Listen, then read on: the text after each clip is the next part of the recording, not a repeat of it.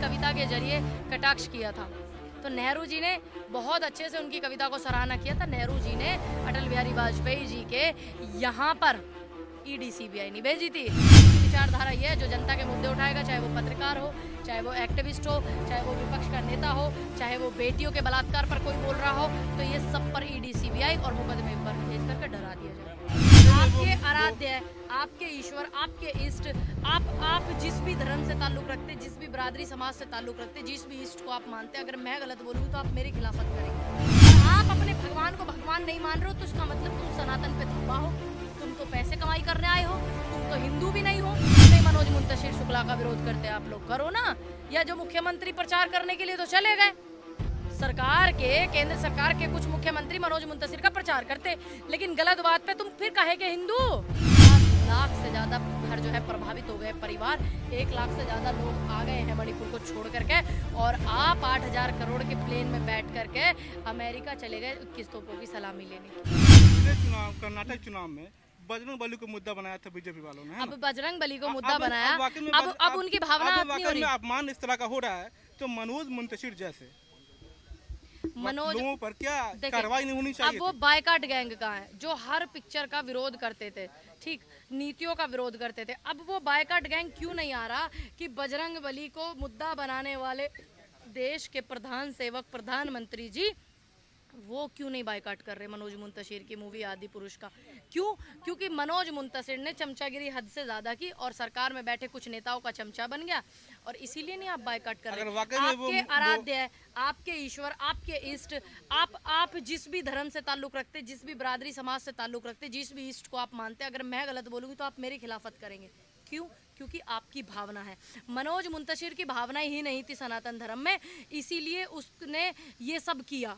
अब ये बताइए, क्या भगवान शिव के अवतारी भगवान हनुमान जो है और प्रधानमंत्री जी सर्टिफिकेट दे चुके कर्नाटक चुनाव में कि बजरंग बली तो महाबली हैं और ये हैं वो हैं, तो क्या वो इस तरीके की भाषा का इस्तेमाल करेंगे? अच्छा, मनोज मुंतशिर तो हनुमान जी को भगवान ही नहीं मानते, उनका बयान आपने सुना होगा। मैं वही कह रही हूँ। देखिए, विष्णु जी के अवतार राम थे और विष्णु जी के अवतार कृष्ण जी भी थे। विष्णु जी के अवतार जो है, बहुत सारे अवतार हमारे विष्णु जी के हुए, उसी तरीके से भगवान शिव के अवतार हनुमान जी हैं। और आप अपने भगवान को भगवान नहीं मान रहे हो तो इसका मतलब तुम सनातन पे धब्बा हो, तुम तो पैसे कमाई करने आए हो, तुम तो हिंदू भी नहीं हो, तुम तो हिंदू भी नहीं हो। ब्राह्मण तो बात की चीज है कि तुम ब्राह्मण हो, ब्राह्मण तो तुम बिल्कुल कतई नहीं हो, तुम हिंदू ही नहीं हो। सबसे पहले तुम सनातनी नहीं हो कि तुम अपने इष्टों का इतिहास नहीं पढ़ा। आपने नहीं पढ़ा, भगवान नरसिंह थे, वो भी भगवान ये आपका नारायण के अवतार थे। ऐसे ही भगवान शिव के अवतार हनुमान जी हुए, आपने पढ़ा नहीं? आपने वेद न पढ़े, पुराण न पढ़े, शास्त्र न पढ़े, क्या न पढ़े आपने? इसका मतलब आपका अधकचरा जो ज्ञान है, ये ज्ञान आप जहर में तब्दील करके जनता में बांट रहे हो। ये सही कर रहे हो? आज क्यों बायकाट नहीं कर रहे आपका कोई? क्यों नहीं कर रहे सारे बीजेपी के नेता? क्यों बायकाट नहीं कर रहे? क्यों नहीं ये जो बायकाट गैंग है, ये फलाने दल ढहके दल जो आवे, ये क्यों नहीं निकल रहे बरसाती मेंढक आकर के बाहर? और क्यों नहीं मनोज मुंतशिर शुक्ला का विरोध करते आप लोग करो ना, या जो मुख्यमंत्री प्रचार करने के लिए तो चले गए। सरकार के, केंद्र सरकार के कुछ मुख्यमंत्री मनोज मुंतशिर का प्रचार करते, लेकिन गलत बात पे तुम फिर कहे के हिंदू। एक सवाल मणिपुर को लेकर के है। देश का हिस्सा मणिपुर है, वो रो रहा है, जल रहा है, हत्याएं हो रही हैं। मणिपुर जल रहा है, सरकार उसे रोक नहीं पाती। क्यों लगता है? क्या राजनीतिक तौर पर सरकार कमजोर है, या हमारे देश के आवाम सरकार को ये बता नहीं पा रही है कि वाकई देश का हिस्सा मणिपुर है? सबसे पहले तो डूब मरो आप उस सोच पे। आप ये कहते हो कि जनता सरकार को नहीं बता पा रही है कि मणिपुर जल रहा है। समझ गए आप? जिस देश का गृह मंत्री वहां जाकर के प्रेस कॉन्फ्रेंस करके आया हो, प्रेस कॉन्फ्रेंस, और उसके बावजूद देश के प्रधान सेवक को नहीं पता कि मणिपुर जल रहा है। 50 लाख से ज़्यादा घर जो है प्रभावित हो गए, परिवार 1 लाख से ज़्यादा लोग आ गए हैं मणिपुर को छोड़ करके, और आप 8,000 करोड़ के प्लेन में बैठ करके अमेरिका चले गए 21 तोपों की सलामी लेने के लिए। ये सही है? क्या आपको ये सही लगता है? आपकी जिम्मेदारी थी, आप अमेरिका दौरे पर बाद में जाते। पहले आपका एक स्टेट जल रहा है, आपके एक स्टेट में हिंसा हो रही है 2 बिरादरियों को लेकर, आपका काम था कि आप जो है उनको बचाएं, आप जाकर के उनको समझाएं। क्या आपने ये किया? क्या आप अच्छे प्रधानमंत्री हैं? नहीं ना। आप बेटियों के मुद्दे पर बोलते हो, मणिपुर के मुद्दे पर बिल्कुल जिप लगा लिया, एकदम चैन लगा लिया मुंह पे, बिल्कुल बंद, ठीक, स्पीचलेस, ठीक। बेटियों के मुद्दे पर आप स्पीचलेस, शिक्षा के मुद्दे पर आप स्पीचलेस, और किसान आंदोलन पे आप स्पीचलेस। और आपकी सरकार हरियाणा में भी आप वहाँ किसानों पर डंडे बजा रहे, एक किसान को डंडा मार दिया, हत्या हो गई उसकी, उस पे आप स्पीचलेस। इस देश में तमाम मुद्दों पे आप स्पीचलेस, महंगाई पे आप स्पीचलेस, जीडीपी पिछले कुछ दिन पहले माइनस में गई, आप उस पे चुप क्यों?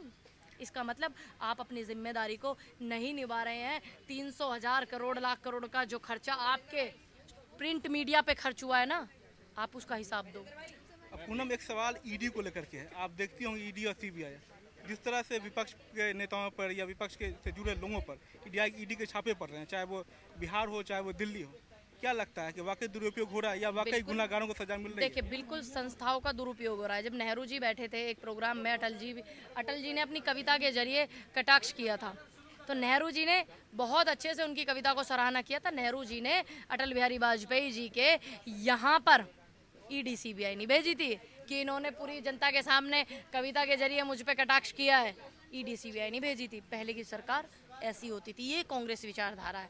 इनकी विचारधारा ये है, जो जनता के मुद्दे उठाएगा, चाहे वो पत्रकार हो, चाहे वो एक्टिविस्ट हो, चाहे वो विपक्ष का नेता हो, चाहे वो बेटियों के बलात्कार पर कोई बोल रहा हो, तो ये सब पर ईडी सीबीआई और मुकदमे पर भेज करके डरा दिया जाए। चाहे वो एक सवाल, एक और आखिरी एक सवाल है, चाहे वो गुजरात की बेटी का मामला हो, चाहे वो किस बानो का मामला हो, हमने या हमने पहलगाम हमने का मामला हो।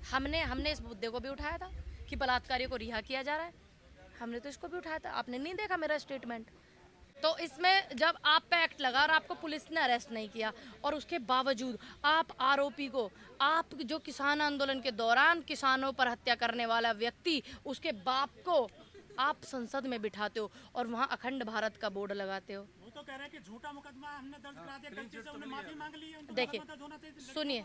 सुनिए, अगर ऐसा था, हो सकता है उनको दबाव दिया गया हो सकता। सुनिए, कोई भी गलत है, उन पे केस होना चाहिए। और भी तो बहुत सारे मुद्दे हैं। कोर्ट ने एक्ट लगाया, किसी बेस पे तो लगाया, किसी बेस पे तो लगाया। इतने आपने सुनिए, और शिकायतों पे तो नहीं लगवाया था इन्होंने, अरेस्टिंग तक नहीं करवाया। देखिए, हो सकता है इस स्थिति से जो स्थिति हुई है, महिला पहलवानों की जो हालत करी गई है, हो सकता है जिसकी एप्लीकेशन हो वो डर गए हो। वो तो कह रहे हैं कि बीजेपी नेताओं ने हमसे परमिशन मंगवाई है इसकी। किसकी परमिशन मंगवाई? जंतर मंतर पर किसने मंगवाई परमिशन? जो बीजेपी के नेताओं ने मांगी थी परमिशन आंदोलन की नेताओं पे आंदोलन हो रहे, नेता ही मांग रहे। अगर वो आरोप लगाती तो क्या सरकार इतने दिन उनका धरना चलने देती? आप बताइए। हमने दबाव में ये गलती से एफआईआर करा दी। हो सकता है उसके उन्हीं का मैटर है। और भी लड़कियां हैं प्रताड़ित, और भी हैं। नहीं, अगर बृजभूषण को घेरने की कोशिश की जाती तो सरकार इतनी बृजभूषण के फेवर में है कि मोदी जी उसको साथ साथ लेकर के घूम रहे हैं, तो अब तक महिला पहलवानों को जेल में डाल देते वो। इसका मतलब वो बेटियां ठीक है। हो सकता है वो उसके पिता डर गए हो उस दिन की हालत देख करके, जो दिल्ली में ओलंपिक खिलाड़ियों के साथ हुई कि खिलाड़ियों का ये हालत, तो तेरी बेटी का हाल क्या होगा। हो सकता है